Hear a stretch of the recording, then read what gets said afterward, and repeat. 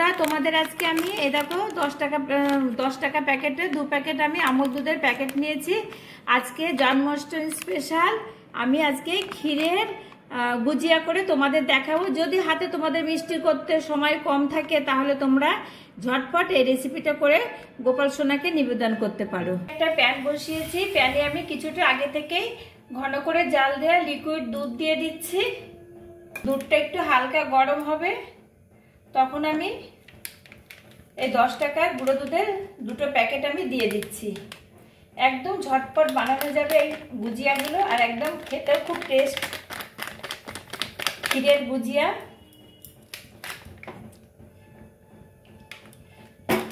দুধটা কিন্তু হালকা গরম করে দুধের প্যাকেটগুলো দিতে হবে, গুঁড়ো দুধের প্যাকেটগুলো, নাহলে কিন্তু দলা পাকিয়ে যাবে। আমি আরেকটাও দিয়ে দিলাম। এবার খুব ভালো করে নাড়তে হবে, আর ঝটপট বানানো যায় এই গুজিয়াগুলো, আর খেতেও কিন্তু খুব টেস্টি হয়। এবার দেখো 2 প্যাকেট গুঁড়ো দুধ দিয়েছি, বেশ শুকিয়ে আসছে। আমি এবার 2 চামচ চিনি অ্যাড করব। আমি কিন্তু বেশি চিনি দেব না, কারণ গুঁড়ো দুধে অনেকটাই মিষ্টি আছে, তাই আমি 2 চামচ ছোট চামচে 2 চামচ চিনি দিলাম। একদম গ্যাসের আঁচটা লো করে শুকিয়ে নিতে হবে। আমি 1 চামচ ঘি দিয়ে দিচ্ছি। ঘি দেওয়ার ফলে খুব মোলায়েম হবে। একটু এলাচি পাউডার দিয়ে দিচ্ছি। এবার খুব ভালো করে আমি শুকিয়ে নেব, নেড়ে নেড়ে, একদম নেড়ে নেড়ে আমি ক্ষীর করে নেব। এবার নেড়ে নেড়ে আমি খুব ভালো করে শুকিয়ে নেব। অবশ্যই গ্যাসের সিমটা কমিয়ে শোকাতে হবে, নাহলে ক্ষীর হয়ে গেছে একদম তলার থেকে লেগে যাবে।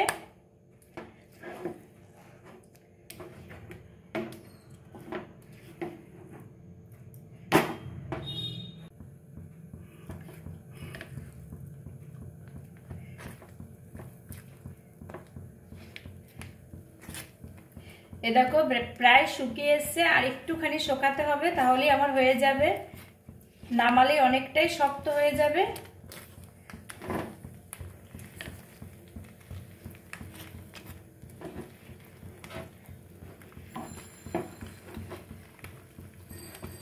এটা হয়ে গেছে। এবার আমি নামিয়ে নিচ্ছি একটা পাত্রে, কারণ এর থেকে আর বেশি শোকাবো না, নিচে নামালে অনেকটাই শক্ত হয়ে যাবে।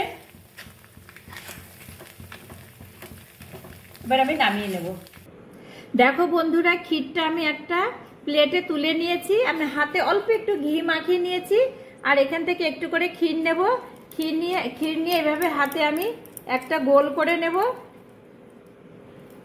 তারপর এইভাবে আমি একটা লম্বা শেপ দিয়ে নেব। আর গুজিয়া তো তোমরা সবাই জানো বানাতে। এইভাবে দেখো, এইভাবে বানিয়ে নেব।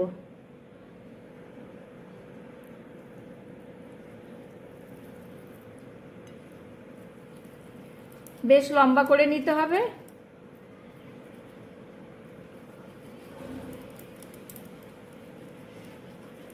আর এত সুন্দর একটা স্মেল বেরিয়েছে পুরো ক্ষীরের।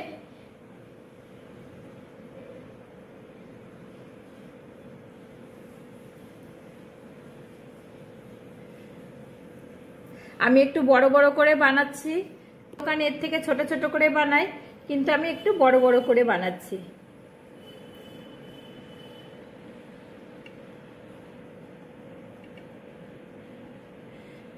সব গুজিয়াগুলো আমি এইভাবেই বানিয়ে নেব।